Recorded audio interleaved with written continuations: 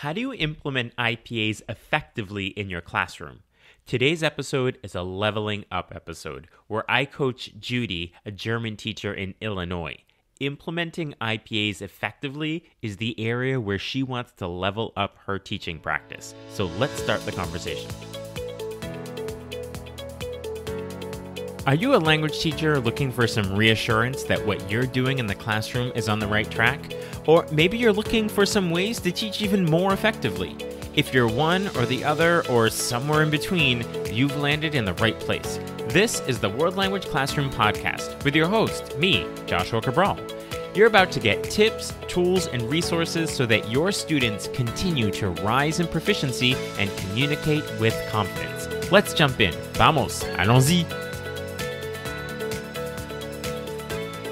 Hello, my friends. Bonjour, mes amis. Hola, mis amigos. And I'm going to say Guten Tag also today because this is a leveling up coaching episode where I'll be doing some interactive instructional coaching with a language teacher. And joining me today is Judy, who is a German teacher, and she's actually from Germany. And she is in Illinois in the US right now. And I am so appreciative of having Judy here, who is a teacher who I am already going to say is an incredible teacher simply by the fact that she wants to talk about her teaching and find ways to improve on it and always be striving to do better. So, willkommen. Did I say that right? Willkommen, Willkommen. Judy? Yeah, danke schön. Willkommen. It is so wonderful to have you here. Let's dive right into talking about your teaching and just a little bit more context. You're sort of in a transition point with your teaching career. What have you been doing for the last, 8 years or so? And what is this new position you'll be taking on? About 8 years ago, I was asked to teach for homeschoolers German. That was my first time. And from there, it evolved to teaching preschool or younger. My youngest one is 6 months, was music lingua, which is a curriculum which has French and Spanish and German. And I teach the German. And I've been teaching in community education and different kind of school as an elective German teacher, all ages, all abilities. I have been accepting a job as a high school teacher for level 1, 2, and 3. So that's going to be a little bit of a different structure for you. And so what is the area that you would like to focus on today to look at your teaching? I would like to learn more about implementing the IPAs. I've been reading about it, and it sounds really interesting to change this classroom I have to become more proficiency-based. So how do I set it up from the start? And if I just ask you about that word proficiency, it's a word we use a lot. What's your understanding of proficiency? You say you're having a classroom that's proficiency based. What does that mean to you? For me, it's when I come in a classroom and they've been with me for 4 years that they can go into a country and be able to communicate what they need in a country. My own children have been in a classroom for 4 years and they went over to the country and they were not able to ask simple questions. So I want them to be able to communicate with me and with other German speakers in our community. Yeah, so it's this idea of authentic communication, and it's not just learn the language, but a language that they can actually use in their lives and not just know about the language, but do something with the language. That's always the simple definition I like to think of the word proficiency is it's what you do with the language, not what you know about the language. Exactly. Like you might know if it's masculine, feminine, or neuter, but if you can't use it to communicate, then that's not proficiency. Exactly. Right. If we look in specifically at IPAs and taking this on, now you've read some books about IPAs. I see that you've been reading Common Ground by Florencia Henshaw and Maris Hawkins, who were on the podcast last year. And there's some great chapters in there about creating IPAs.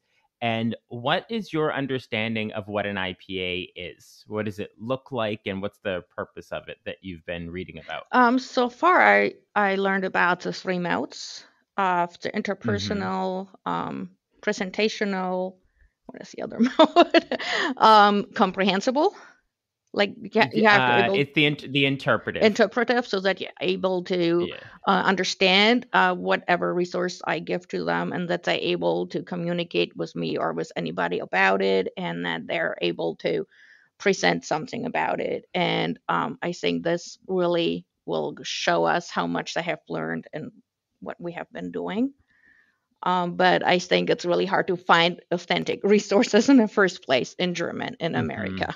Right. Yeah, that's one of the challenges of an IPA is when you have it based on an authentic resource. That it's how can you find those? And we'll talk a little bit when I get to some suggestions about where to get some of those authentic resources. When we're looking at using an IPA and what you've learned about them, they come down to having several parts to it. It's not a legacy traditional assessment where it's just pen to paper, pencil to paper, writing something. It has multiple components to it. So you mentioned the modes. So we have the interpersonal, where it's interpersonal speaking that's spontaneous. And then there's an interpretive piece, whether that's reading or listening. Then we have the presentational, which could be presentational speaking, which is prepared speaking, or writing. Whenever we talk about writing, that's presentational as well. So you have 5 possible parts of an IPA, right? Because you could have interpersonal, and then you could have interpretive reading and listening, and then you can have presentational prepared speaking or presentational writing. And because it can have those 5 parts in there, that's where it starts to sound really overwhelming, right? Yeah. That's the how am I going to do it all, and how can I try this? How can I try this? So understanding that that's what it is, and I'm going to give you some tips and suggestions for working with that. But in terms of creating an IPA, what do you think would be the most challenging part of doing that for students or creating that? For me, finding the authentic resource, which is not me because I am Mm-hmm. authentic. And then the time, I think, is also because I think it's just more time consuming than just writing a Mm-hmm. test. Fitting all the components together, like how often should I do it? Should I do it together, like all 3 modes together, or should I do them all separate? Okay, and I'm going to give you some suggestions for all of that. And so, just to help us frame our goal for what we want to walk away from this discussion with. So, if we look at your classroom in March or April of this coming school year, you're doing a unit, and at the end of that unit, you are going to use an IPA to assess students. The goal is you've used an IPA, and what did you learn about your students from that IPA? I hope I would learn if how confident they are with the language, what they have been learning in my classroom. um, Mm-hmm. are they able to spontaneous use their language? Are they able to understand another text which they have not seen before, or any other text type, or a song maybe? I like to work with songs, of course. And then what are they gonna do with it? Can they Mm-hmm. compare to their own, to their own culture? If I do Mm-hmm. something on culture, and how can they share it with the presentation? What Mm-hmm. can they themselves write about it? And then, like, for me to be able to see, can they connect all the dots? That right there, you pretty well articulated a very concrete and achievable goal when it comes to IPAs, where you simply said you want to see what students can do when they read in German. You want to see what they can spontaneously speak about. You want to see if they're able to understand something that they hear, whether it's podcast, news, a song, a news report, anything like that. That's what the goal of it is. So regardless of what's actually in the IPA, in the end, you want it to show you that students are able to communicate in all of the modes. Like Yes. that's the goal and getting there, right? So that's what we're going to call, that's what our goal is going to be, is we want to create an assessment that clearly shows that students can communicate in all of the modes. Sounds easier said than done, right? Yes. Absolutely. But let's look at using an IPA. And IPAs do not have to be this large, overwhelming task. They're actually not. It's because when you explain what an IPA is, it takes an entire chapter in a book, Yes. right? It takes a long explanation. We have this idea of an assessment being 45 minutes to an hour. And then you think, but I have to do that with 5 sections. And does that mean it's going to take 3 days to do it, right? Yeah. So let's break down an IPA, and we're going to start anytime we're doing a unit, we want to start with the assessment. That's what backwards planning is all about, right? So we want to start with the assessment, the IPA, and then plan backwards from there. Essentially, an IPA should be based on an authentic resource. That's the ideal. But I would say if you can't locate an authentic resource and you can use other resources to help students to show you what they can do in all the modes, then don't not do an IPA because of the authentic resource. I would say, though, that if you are maybe in some Facebook groups or if you're on Twitter, or now it's called X, that you can reach out and ask what other teachers are doing. They will supply you with Okay. retweets and lots of that's a great use of social media. It's because teachers are so very generous. Language teachers are very generous, particularly on social media, because they know that everyone's always looking for authentic resources. Now, I also think that if we open up our view of what an actual authentic resource is, you will see that there are lots of possibilities that maybe we haven't considered. So, for example, when I'm traveling, I take pictures of anything that has even one word on it. So, I Okay. was just in Mexico City. Every sign that was about parking, I was in Quebec in Canada, and there were signs all over the place about different types of stores and what they sell. I don't know what I'm going to use them for, but I just took all of those pictures. Those are authentic resources because they weren't meant for language learning. An authentic resource does not have to be a huge amount of text for students to read. That's what we often think of. It can simply be a sign advertising something, and it has 4 words on it. It says, the movies are at 4 and 7 o'clock, and it has the title of the movie, and it's in German. And then you use that as the authentic resource because then students engage with it. They look at, I'm going to use, maybe it's a movie theater. Oh, what's the address of the movie theater? What region of Germany is that in? What could you say about, like, maybe you look into that region? Or is the film a comedy?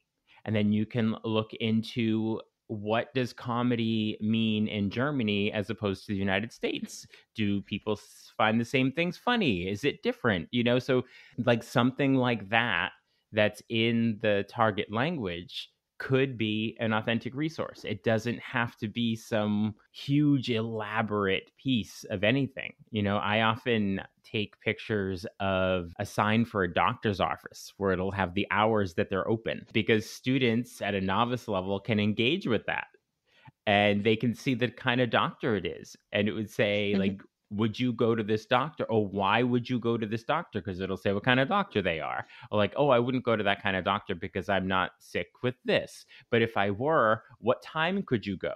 And then you can actually form an entire IPA around an authentic document that's just a picture outside of a doctor's office, so just looking more broadly at what an authentic resource can be. And I would say that you could probably look at your own photos, like look at your own photos, like the last time you were in Germany, or if you have family and friends in Germany and you just ask them, can you go out for an hour and just take 20 pictures of anything with words on it?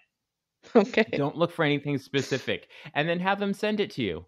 And then you can start to use that. I mean, you can Google search these things as well. The idea of authentic resource does not have to be some amazing published work. Okay. It's Yeah, it just means it was made for people live in Germany and need to know if they can park there or not.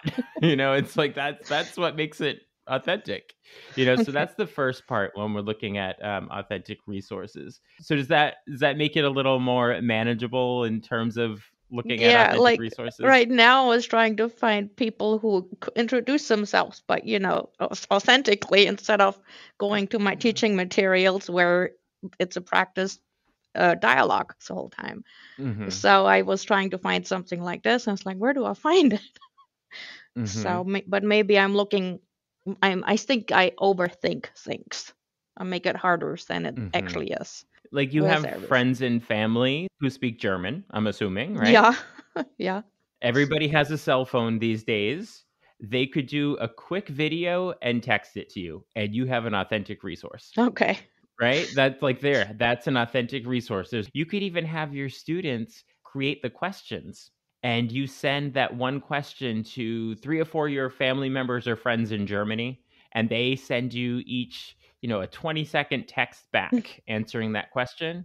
And then students are able to look at that, and that's a completely authentic document. Okay. They are authentic speakers speaking from a cultural place. And yeah, again, it doesn't have to be this kind of wildly impossible thing to find. And so when we're looking at our designing of an IPA, I would say the first time you're doing it, don't try to do all the parts. So try to do maybe 2 of the modes just Okay. so you can get used to it, Okay. right? So in your first unit, you'll do maybe an interpersonal where you set something up where you can have a short interpersonal conversation with students while others are doing other parts of the test, and maybe do an interpersonal and a listening or a reading. Kind of figure out how that works.